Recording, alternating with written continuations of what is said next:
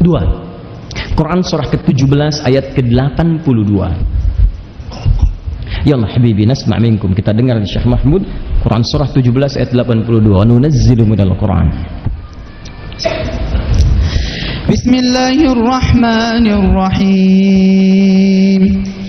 Wa nunazzilu minal Qur'ani ma huwa shifaa'un wa rahmatul lil mu'minin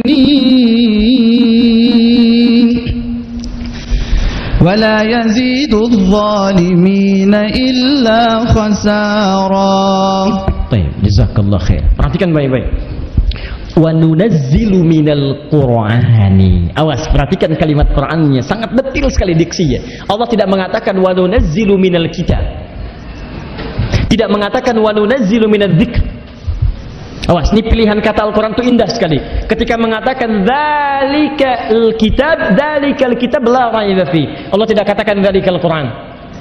Ketika mengatakan, awas, inna nahnu nazzalna dzikra wa inna lahu lahafizun, Allah tidak katakan inna nahnu nazzalna al-Quran, tapi dzikr. Detil sekali kalimatnya. Sekarang kita fokus ke nomor satu ini dulu. Perhatikan kalimatnya, wa nunazzilu minal Qur'ani. Dan di antara sekian ayat-ayat Quran yang kami turunkan itu, kalimatnya menggunakan Quran. Berarti sifatnya bacaan. Awas bacaannya. Imma antum bawa mushafnya antum bacakan caranya, atau antum hafalkan ayatnya antum bacakan kemudian ayat itu. Ingat baik-baik, kalau disebutkan Al-Quran maka yang dimaksud apanya? Bacaannya. Ingat bacaannya. Imma anda bawa mushaf anda bacakan ayatnya, atau kemudian prakteknya anda hafalkan ayatnya anda praktekkan sesuai dengan kebutuhannya. Nah, di antara fungsi bacaan-bacaan ayat Quran itu ada yang menjadi syifa. Ini rahasia. Oh, hati-hati ya, ini rahasia besar. Saya tidak akan sampaikan cuma di depan anda saja. Ini rahasia kita nih, jangan dibuka.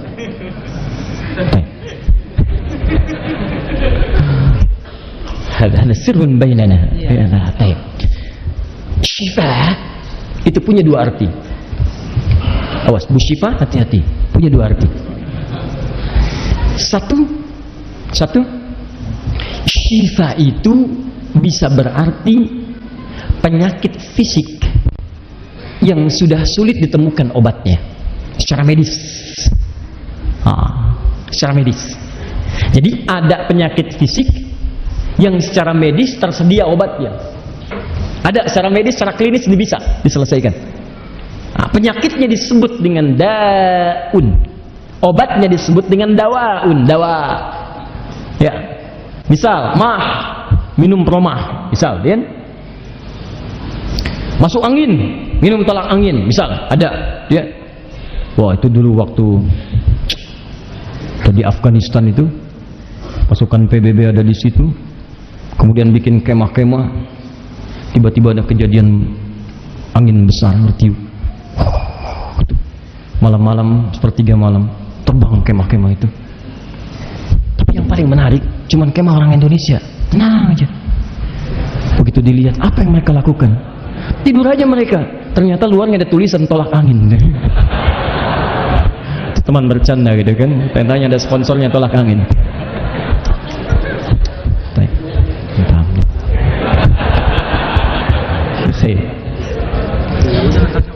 Lebih mudah terjemah, taib insyaallah. Saya pengen terjemah supaya saya bisa mereka ketawa, saya juga ketawa kadang kan. Tapi kan هنالك يعني العمل العسكري هناك. Jadi من الأمم المتحدة لمساعدة الإخوة في أفغانستان مزق فقط قصة. كان هنالك بعض الإخوة العسكريون ثم مبيتون في الخيمة في مكان مخيم، فأتى إن ذلك بعد الريح فدمرت كل الخيمات. Jadi Masya Allah yani كان كله مدمرة إلا خيمة واحدة لإندونيسيا. Masya Allah. لماذا هكذا؟ Ada ثلث العير من الليل. Orang Indonesia. Seperti sahabat kan. Dia belum tahu kisahnya. Dia belum tahu kisahnya. Baik.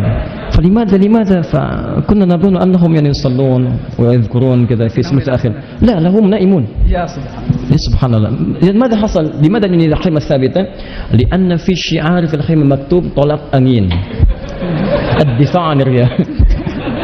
خلاص sudah. Kita lanjutkan lagi sekarang.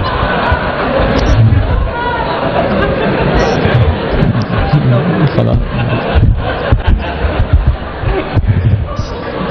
Susah juga kalau begini nih. Ya, kita teruskan lagi. Entah. Jadi beliau pengen kalau antum ketawa pengen ikut ketawa. Dia ini yang kita butuh terjemah. Khair insyaallah. Baik, jadi kalau sakit antum berobat medis. Nah, ini diikuti petunjuknya. Satu orang datang kepada Nabi sallallahu alaihi wasallam, kana minal ashab, ishtaka ila Nabi sallallahu alaihi wasallam wa huwa marid.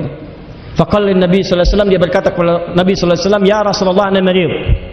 Mud yadayka ila as-sama', sal rabbana ya yashfini." Ya Rasulullah, saya sakit nih. Tolong ya Rasulullah, angkat tanganmu, doakan kepada Allah supaya saya sembuh. Kata Nabi, "Idza bilat tabib," pergi ke dokter. Pergi ke dokter. Kata orang ini, pintar orang ini. Ya Rasulullah, Anda kan Nabi, Allah penyembuh. Tolong mintakan pada Allah saya disembuhkan. Nabi lebih pintar lagi. Kata Nabi, obat kesembuhan dititipkan oleh Allah di tangan para dokter. Di tabib itu bukan tukang obat. Tabib itu dokter. Dia ada bahasa serapan dari bahasa Arab diserap ke bahasa Indonesia. Di tabib itu asalnya, tabib bukan tukang obat. Tabib itu dari bahasa Arab, tabib, dokter. Pernah dengar mujarab? Obat mujarab. Apa artinya? Tuh, ampuh, manjur. Ini yang jadi masalah. Ini sama dengan menerjemahkan suka bumi dengan hubud dunia. Dari mana suka bumi, hubud dunia? Kok bisa? Suka itu hubun, dunia itu bumi. Ya, hubud dunia, suka bumi. Mujarab itu asalnya bukan manjur, bukan. Mujarab itu yang telah lulus uji coba. Dari tajribah, nggak pakai oh, bukan. Asalnya dari tajrubah, diuji coba dulu, tidak diterapkan pada manusia. Mungkin pada hewan dulu, diuji coba dulu secara klinis, dilihat di lab. Setelah terbukti bagus, mapan baru dipraktekkan pada manusia. Percobaannya disebut dengan tajrubah. Setelah dipraktekkan mujarab, dipraktekkan diuji coba berhasil, mujarab berhasil uji cobanya, praktekkan pada manusia, dikenallah kemudian dengan dawa mujarab, obat yang sudah uji klinis, sudah dicoba. Makanya bisa dipakai. Belum tentu ampuh. Kalau penyakitnya berbeda, masa kepeleset minumnya Panadol? Paham ya? Nah, jadi kita ini harus paham ini maksudnya kemana gitu. Nah, kalau sakit-sakit, maka ikhtiar yang pertama cek ke dokter, datang. Sakit mata pergi ke dokter mata, ya kan? Sakit kepala cek, lihat dan seterusnya. Nah, setelah itu apa yang dilakukan? Minum obat. Jika benar ukuran syar'inya mesti didapatkan. Kalau ramuannya melanggar ketentuan syar'i, lihat aspeknya darurat nggak? Masih ada obat yang lain nggak? Kalau ada yang halal tinggalkan yang haram. Paham? Baik. Awas, hati-hati, termasuk vaksin misalnya. Kalau bukan keadaan dibutuhkan, ya maka kemudian ada yang halal, sifatnya dibutuhkan, ada yang halal ambil. Tapi kalau sifatnya misalnya ada yang halal, ada yang haram, jangan diambil yang haramnya. Atau yang kedua, sifatnya tidak dibutuhkan tapi dipaksakan. Memang nggak ada dan nggak ada vaksinnya kecuali dari yang haram, tapi kita nggak butuh, ngapain juga divaksin? Jelas. Nah, sekarang kembalikan kepada keadaan kita sekarang. Setelah antum berobat kemana-kemana, ada penyakit yang secara medis dokter sendiri mengatakan ini nggak bisa nih, mustahil nih Pak, nggak bisa Bu. Ini tanda pertama. Jika manusia sudah mengatakan mustahil dan dia sudah mengangkat tangannya, kalau mengangkat tangan ke bawah ke atas, maka dia sudah menunjuk kepada yang di atas, hanya Allah yang bisa menyembuhkannya. Maka dari situ tinggalkan opini manusia, beralihlah kemudian kepada Allah Subhanahu wa taala. Nah, obat yang diturunkan oleh Allah untuk menyembuhkan penyakit yang menurut manusia tidak didapati itu semua, maka itu namanya syifa. Ini. Saya tanya deh pada dokter-dokter yang ada, atau yang bukan dokter pun pasti bisa jawab. Ya, maaf. Ada dua orang menikah, laki-laki perempuan, berumah tangga, sudah menikah, belum ada keturunan. Tiba masanya kemudian berlanjut, suaminya dan istrinya sudah semakin sepuh. Bahkan suaminya rambutnya sudah memutih, fisiknya sudah letih, ya, sudah lemah fisiknya, rambutnya sudah putih. Yang lebih dahsyat, istrinya, maaf ibu, divonis secara medis monofos dan mandul. Secara medis mungkin nggak punya keturunan, secara klinis mungkin nggak punya anak. Tidak, semua tabib mengatakan kamu nggak akan punya anak, ini nggak bisa. Nggak bisa, ini nggak mungkin. Nah, saat mereka mengatakan tidak mungkin, maka Anda harus beralih kepada zat yang tidak memiliki segala macam kemustahilan. Tidak ada yang tidak mudah baginya. Selesai semua. Itulah yang membedakan antara Khalik dengan makhluk. Jadi begitu makhluk mengatakan saya nggak bisa, itu tandanya cuma Khalik yang bisa. Itulah yang menjadikan kita sebagai wasilah untuk ingat kepada Allah Subhanahu wa taala. Jadi kalau antum dibuat seperti itu masih nggak ingat Allah, antum perlu diingatkan seperti apa lagi? Itu hikmah pertamanya. Maka apa yang saya sampaikan tadi itu kisah yang terambil di Quran surah ketiga Ali Imran ayat 38 sampai 39, paling kanan sebelah atas. Hunalika da'a Zakaria rabbah. Bukan main-main yang dicontohkan Nabi. Di sanalah Nabi Zakaria bermohon kepada Rabbnya. Nabi itu Anda bayangkan. Nabi yang dicontohkan, bukan manusia biasa. Yang ingin saya sampaikan, Nabi aja melakukan ini. Masa antum yang bukan Nabi nggak melakukan itu? Antum siapa? Ini Nabi nih diberi contoh, divonis beliau sudah sepuh, rambutnya memutih. Wasta'ala ra'su syaiba. Rabbi inni wahana al-'admu minni, fisik saya sudah letih. Wasta'ala ra'su syaiba, rambut sudah memutih. Wa imra'ati aqir, istri saya divonis mandul, monofos, dan nggak bisa punya anak kata orang. Mereka mengatakan mustahil. Kata Allah, kamu datang kepada saya yang tidak punya sifat mustahil. Maka dia meminta syifa. Apa yang dia kerjakan? Mohon kepada Allah dengan bacaan-bacaan. Kapan dibacakan? Saat sholat. Quran surah 3 ayat 38 sampai 39. Hunalika da'a Zakaria rabbah. Catat nih ya. Catat rumusnya di Quran. Catat rumusnya. Rumus pertama, kalau Anda menemukan penyakit yang seperti ini, rumus pertama, maka segera dekati Allah Subhanahu wa taala. Rumus kedua, oh hati-hati, mungkin persoalannya bisa sama bisa beda. Sama itu mungkin tentang keturunan. Yang kedua tentang penyakit lain yang menurut dokter sudah nggak ada obatnya. Ya, apapun itu sifatnya. Yang kedua, coba buat mihrab di rumah. Mihrab.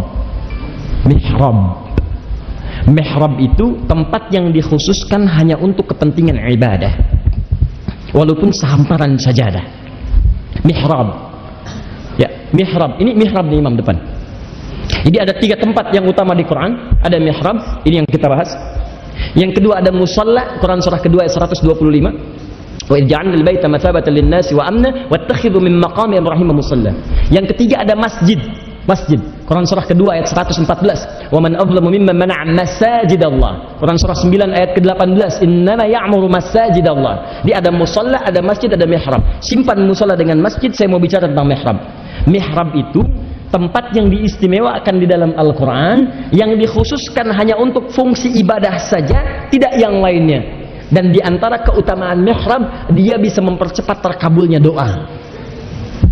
Satu-satunya tempat yang diisyaratkan dalam Al-Quran mempercepat terkabulnya doa, mihrab. Mihrab. Makanya tempat imam di mihrab. Kenapa tempat imam di mihrab? Karena imam memimpin doa. Mimpin salat. Apa itu salat? As-salatu hiya doa. Pemimpinnya imam, imam yang bacakan dari Al-Fatihah sampai ujungnya. Antum mengaminkan. Kenapa tempatnya di mihrab? Diharapkan berpotensi jawabannya cepat diberikan. Begitu imam dapat, makmumnya dapat. Paham di sini?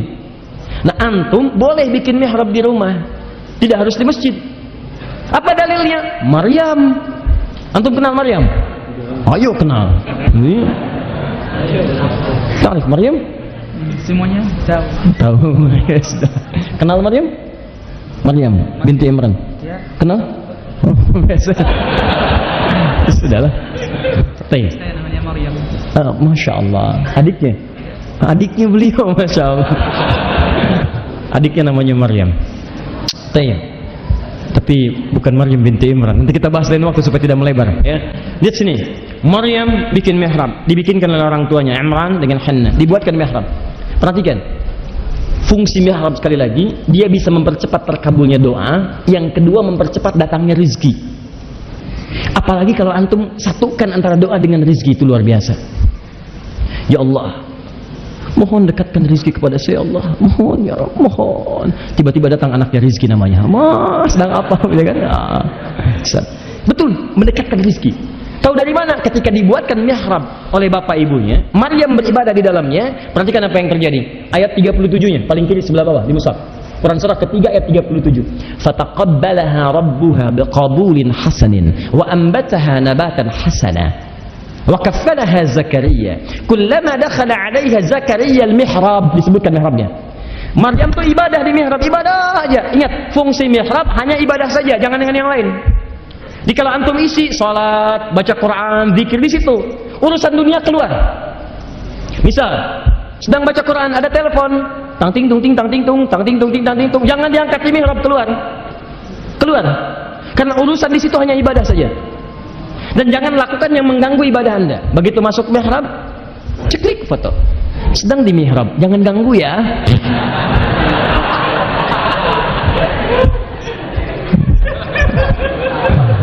Nah, itu tepikan. Jadi begitu Anda fokus pada urusan ibadah, maka apa yang terjadi? Wa kaffalaha Zakaria. Nabi Zakaria ditugaskan, antarkan kebutuhan, antarkan pakaian, makanan.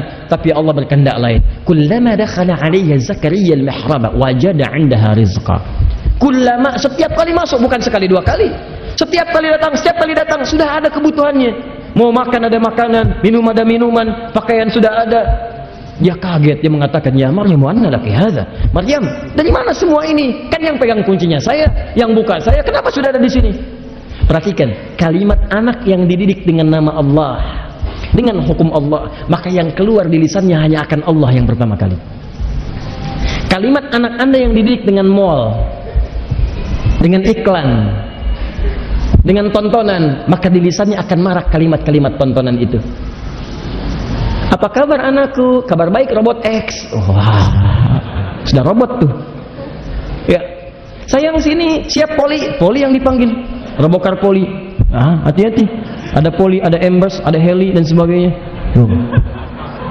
Kenapa Ustaz hafal? Ya, tahulah sedikit-sedikit. Ini banyak anak-anak depan. Tayyib. Jadi ketika disebutkan nama Allah, dilatih dengan Allah, apa yang keluar kalimat pertamanya? Qalat huwa min indillah. Allah. Dia nggak nyebutkan ibadahnya. Ini paman saya kan rajin ibadah nih, baca dzikir. Tidak, huwa min inda, dari Allah. Innallah, ini poinnya. Innallaha yarzuqu may yasha bighairi hisab. Allah akan memberikan rizki kepada siapa yang dikehendaki tanpa batas. Dan rizki bukan hanya harta, keturunan itu rizki, ketenangan rizki, kenyamanan rizki, harta masuk rizki, bukan cuma harta. Nabi Zakaria membaca, oh berarti tanpa batas. Lihat cara bacanya, Allah memberi rizki kepada siapa yang dikehendaki, berarti saya harus masuk kepada yang dikehendaki itu. Apa yang dimaksudkan? Maryam punya mihrab, saya belum punya. Maka beliau berdoa di mihrab itu langsung, tidak meninggalkannya, langsung dimanfaatkan. Hunalika da'a Zakaria rabbah. Di mihrab itulah beliau bermohon kepada Allah. Salat beliau, baca, minta dalam salatnya. Qala rabbi habli min ladunka dzurriyyatan thayyibah. Ya Allah, ya Wahhab. Wahhab itu sifat Allah yang memberikan tanpa batas. Ingat kaidahnya. 1, dekati Allah. 2, buat mihrab. 3, saat Anda membuat mihrab, isi dengan ibadah. Saat ibadah itulah mohon kepada Allah. Bagaimana cara memohonnya? Pertama, sebut nama Allah sesuai dengan kebutuhannya. Misal, kalau minta rizki, ya Razzaq. Kalau minta ilmu, ya Alim. Kalau minta dibebaskan dari kesulitan, ya Al-Fattah. Kalau minta dibebaskan dari gangguan, ya Al-Jabbar, ya Al-Malik. Minta disabarkan dari ujian, ya Sabar. Nah sekarang beliau itu divonis, ya tidak akan mendapati keturunan, mustahil. Maka beliau meminta dengan sifat Allah yang memberikan tanpa batas. Sifat pemberi tanpa batas disebut dengan Wahhab. Ya, tolabnya, permintaannya disebut dengan Hab. Rabbi habli. Ini rumus ada di Quran surah Al-Isra, surah ke-17. Ayat 111 ya. Qulid Allah awid ar-Rahman ayyamma tad'u falahul asma'ul husna. Kalau Anda punya masalah, sebut nama Allah, minta. Atau Ar-Rahman, atau kalau Anda tahu, kata Allah, saya telah tetapkan nama-nama terbaik sesuai dengan kebutuhan kamu. Yuk, kamu punya apa kebutuhannya, sebut nama saya sesuai dengan kebutuhan. Itu yang disebut dengan al-asma'ul husna. Rabbi habli. Ya, lihat kalimatnya. Hunalika da'a Zakaria rabbah. Qala rabbi habli min ladunka dzurriyyatan thayyibah. Ya Allah, ya Al-Wahhab yang memberikan tanpa batas. Mereka mengatakan saya punya keterbatasan. Hanya Engkau yang tidak punya batas dalam pemberian. Tolong saya mohon ya Allah, anugerahkan darimu saja, bukan dari yang lain. Keturunan ya Allah. Engkau pasti mendengar doa saya. Kalau pada yang Maha mendengar saja tidak mengabulkan, lantas kepada siapa lagi saya mesti memohon? Anda tahu apa yang terjadi? Beliau masih berdoa tuh, masih berdiri dalam solat. Dalam solat membaca.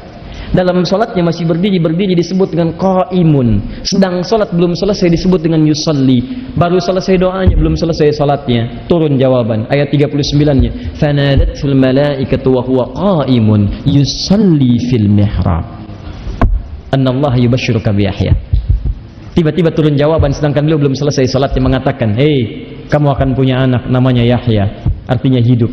Yang mustahil menurut manusia, lahir dari rahim perempuan yang menopause dan mandul bayi yang hidup, tidak ada yang mustahil bagiku. Lahir, hidup. Ustaz, itu kan bacaan, hafal. Bagaimana dengan yang dibacakan? Zaman Nabi Muhammad berlangsung, ada kepala suku di Arab tersengat kalajengking. Kalajengking Arab, Anda bayangkan. Ingat kepala suku. Begitu disengat sudah terkena racunnya, menyebar ke seluruh tubuhnya. Sekarat keadaannya. Apa yang terjadi? Tiba-tiba mencari tabib sana sini tidak ditemukan yang bisa mengobati. Semua angkat tangan. Ditemukan sekelompok sahabat yang sebelumnya sudah datang ke situ tapi tidak dijamu.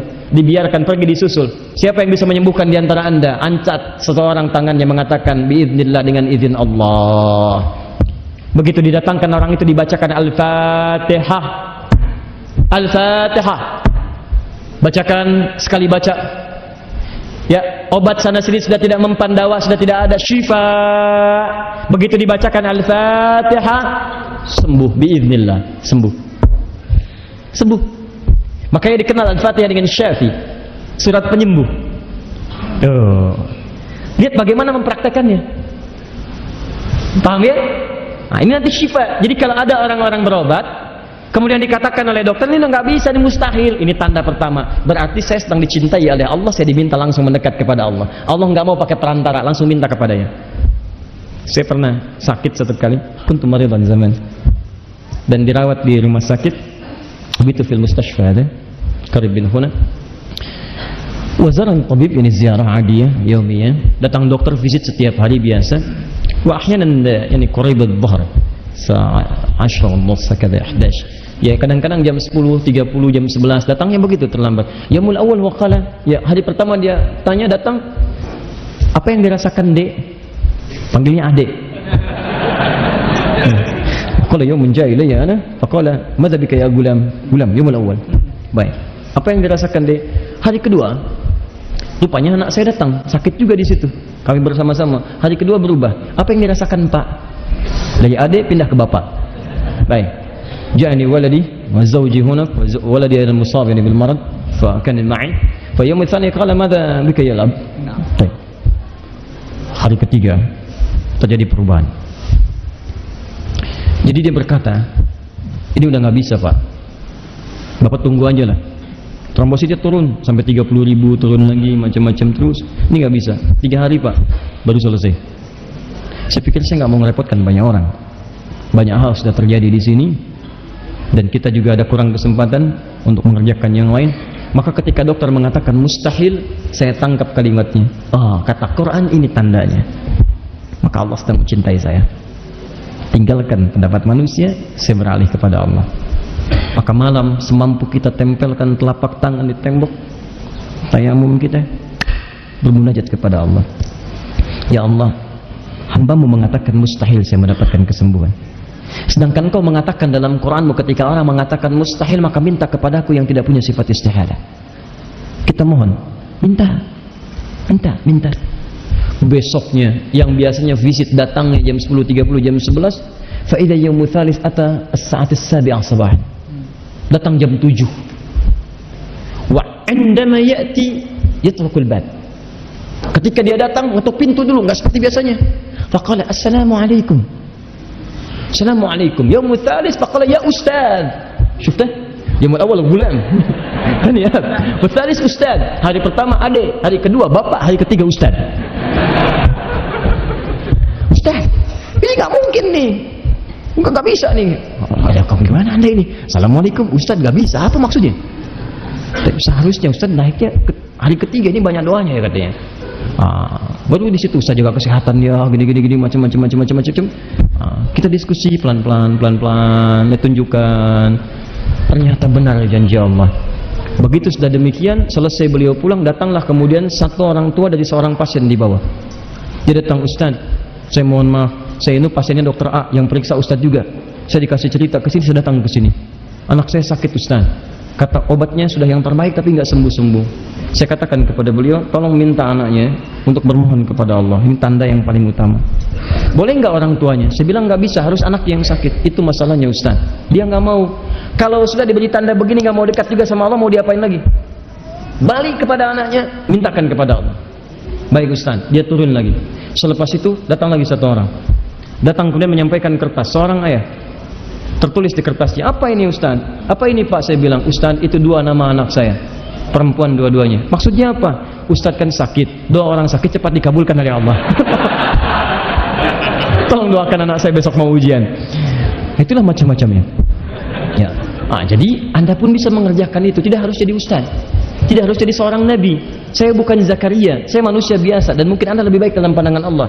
Maka jika ada orang memvonis demikian, bangun malam, dawamkan kemudian kepada Allah, dekati, takarrub, minta, dan sampaikan, ya Allah, engkau berjanji di Quranmu, maka sekarang saya meminta janjimu, dan engkau tidak akan pernah mengingkari janjimu. Innallaha la yukhliful mi'ad. Bacakan, mohon, perbanyak doa kepada Allah. Paham? Ini yang dilakukan oleh Nabi Ibrahim alaihissalam. Quran surah ke-26 ayat ke-80. Wa idza maridtu fahuwa yashfin, fahuwa yashfin. Kalau sakit lo katakan pasti, kalau saya sakit Allah yang menyembuhkan. Yang disebut syifa. Ini cara yang kedua. Cara yang kedua, kalau ada Anda menyenguk orang sakit atau merasa sakit, boleh sambil dipegang-pegang sakitnya. Bacakan ayatnya. Wa idza maridtu fahuwa yashfin, wa idza maridtu fahuwa yashfin. Ya. Awas, hati-hati, fokus. Bisa menggunakan Quran surah ke-26, ini bacaannya, ayat ke-80. Tuh, terjemahannya. Bisa menggunakan Al-Fatihah. Kalau ayatnya, maaf ya, kalau penyakitnya sedemikian parah, parah betul, bukan penyakit biasa, maka lakukan seperti Nabi Ayub memohon kepada Allah. Doanya ada di Quran surah ke-21 ayat 83 sampai 84. Awas, saya tidak akan mengulang ya, saya tidak akan mengulang. Kalau penyakitnya penyakit seperti tadi Nabi Zakaria, ya, bukan penyakit fisik dalam artian sakit yang kena penyakit atau bakteri atau hal tertentu, tapi kondisi-kondisi seperti harapan punya keturunan, mustahil begini, mustahil begitu, kan? Misal sudah lemah, divonis gak bisa ke masjid, kan? Itu lakukan seperti Nabi Zakaria. Kalau penyakit-penyakit biasa yang standar, tapi obatnya belum ada, maka seperti doa Nabi Ibrahim, Quran surah ke-26 ayat 80. Wa idza maridtu fahuwa yashfin, wa idza maridtu fahuwa yashfin. Tapi kalau penyakitnya sudah penyakit fisik yang melukai dan sudah tidak ada obatnya, virus kah, bakteri kah, macam-macamnya, maka doanya doa Nabi Ayub alaihissalam di Quran surah ke-21 Al-Anbiya ayat 83 sampai 84, paling kiri sebelah atas. Wa ayyuba idnada rabbah, habibi, wa ayyuba idnada rabbah. يكفي أنا أستحمل. لا آخر آية wa ayyuba idnada rabbahu anni massani yadurru wa anta arhamur rahim. Bukan wa ayyubu tapi wa ayyuba. Bukan wa ayyubu tapi wa ayyuba. Fathah. Kenapa fathah? Alamat fathah nasab. Nasab itu sesuatu yang ditancapkan dengan kuat. Perhatikan falsafatul lughah. Sesuatu yang ditancapkan dengan kuat disebut dengan nasab. Nasab asy-syai'. Perhatikan. Ana nasabtul 'asa 'ala al-ardi. Saya tancapkan tongkat ke tanah. Kuat, nasaba. Fathah sesuatu yang terbuka. Kalau kita bahas dengan ilmu lughahnya, wa ayyuba, dan saya buka kisah Ayub dengan hikmah yang sangat kuat. Tancapkan hikmah ini pada diri Anda dengan kuat. Idnada rabbahu, ketika dia bermohon kepada Rabbnya, anni massani yadurru wa anta arhamur rahimin. Ya Allah, penyakit ini sudah melukai saya dan menghambat saya untuk ibadah, sedangkan Kau Tuhan yang paling sayang kepada saya. Kalau yang paling sayang saja tidak menyembuhkan saya, kepada siapa lagi saya mesti bermohon? Perhatikan kalimatnya. Di buruan itu sudah melukai secara fisik, sudah nggak enak, ada penyakit ke kulit melukai, ke tubuh melukai. Tapi ingat, bukan sekedar minta sembuh, tapi Anda memohon supaya ibadah bisa lancar lagi. Ini cara mintanya. Karena banyak orang minta penyakitnya cuma sekedar disembuhkan. Kalau cuma minta sembuh, jangankan Anda, yang tidak beriman pun minta sembuh. Maka bagaimana cara mintanya? Mintalah kesembuhan ini dengan tujuan untuk maksimal beribadah kepada Allah. Maka apa jawabannya? Lihat ayat 84-nya. Fastajabna lahu. Awas. Fakashafna ma bihi min dhurrin. Kami jawab doanya, perhatikan, kami jawab doanya, kami sembuhkan, kami buka semua yang melukai. Fakashafna ma bihi min dhurrin. Semua yang melukainya kami buka. Penyakit kulit, penyakit ini, penyakit itu, luka, capek, buka. Selesai semua. Masya Allah. Wa atainahu ahlahu wa ma'ahum mithlahum. Kami kembalikan semua kenikmatannya, keluarganya 2 kali lipat dari sebelumnya. Tapi yang paling menarik, jangan berhenti sampai sini. Lihat ujung ayatnya. Wa dzikra lil abidin. Ini poinnya. Dan kisah ini mesti diingat oleh hamba-hamba Allah di masa-masa setelahnya. Maksud ayat ini, kalau Anda mengalami peristiwa yang serupa, maka lakukanlah seperti Nabi Ayub pernah bermohon kepada Allah Subhanahu wa taala. Padahal penyakit ini tidak pernah dialami orang sebelumnya, tidak akan dirasakan orang setelahnya.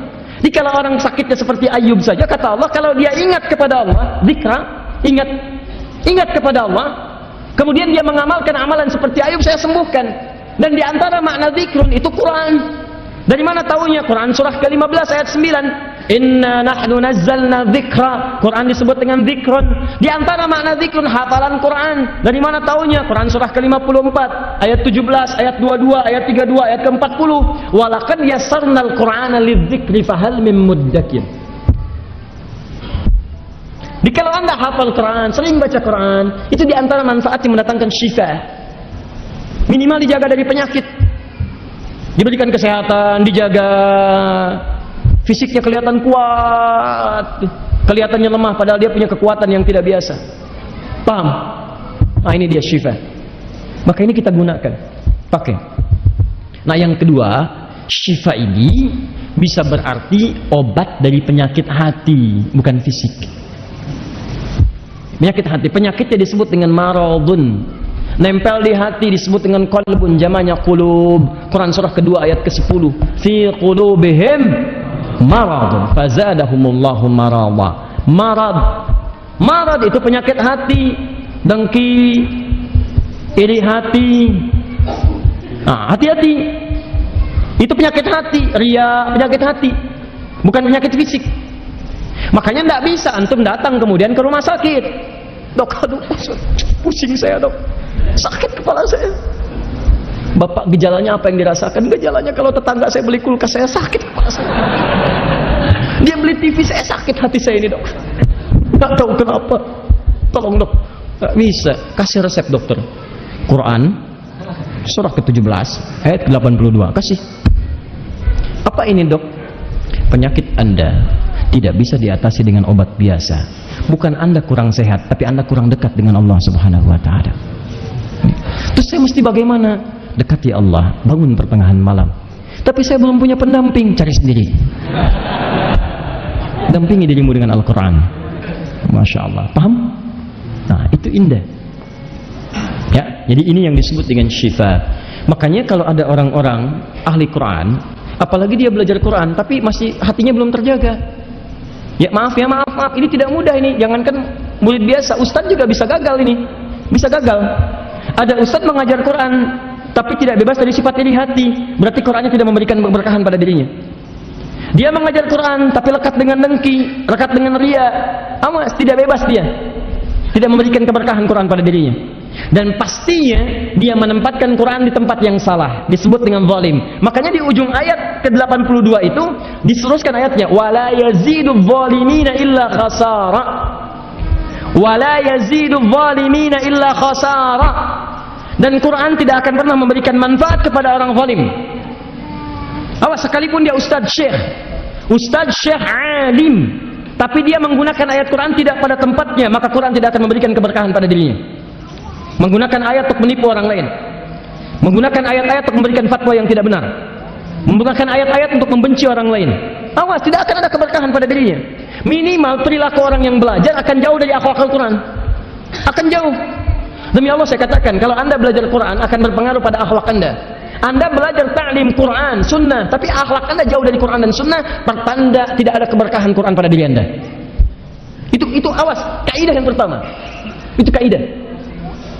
Sama dengan yang lain. Jadi kalau Anda orang-orang yang sering baca Quran, tiba-tiba tidak menempatkan isi Quran, saat Anda sakit pun maka Quran tidak akan berpengaruh pada diri Anda. Tidak akan berpengaruh. Makanya yang kotor itu dikeluarkan dulu. Nih gini nih, lihat. Ini kosong nih. Ada maksiat. Masuk. Walaupun Anda baca Quran, perhatikan, Kopi sudah masuk duluan, warnanya apa? Tarif kopi, qahwa. Iya, malaunuhu aswad. Ayo. Aswad, hitam. Kopinya hitam. Anda kemudian sering baca Quran, masukkan air bening. Tidak akan pernah merubah kopi menjadi putih atau bening. Begitu air dimasukkan, hanya akan teraduk, kemudian adukan menjadi hitam. Itulah orang yang sering bermaksiat tapi juga rajin baca Al-Quran. Baca Quran tapi tidak berpengaruh pada dirinya. Maka kalau dia terus melakukan itu, nih lihat begini. Tutup. Jadi begitu dia berdoa kepada Allah, sakit minta disembuhkan, bukan Allah tidak mengabulkan, begitu akan diberikan mental begini. Karena begitu dia berbuat maksiat, kata Nabi, naktah sauda, dia akan menutup cawan hatinya. Semakin keras seperti ini. Maka kalau Anda kemudian bermohon kepada Allah menyembuhkan penyakit, baca Quran, sholat tidak sembuh-sembuh, coba cek, barangkali Anda belum bertobat. Buka dulu ini dengan tobat, keluarkan semua kotorannya, baru bermohon kepada Allah. Demi Allah saya katakan, Anda akan disembuhkan oleh Allah Subhanahu wa taala.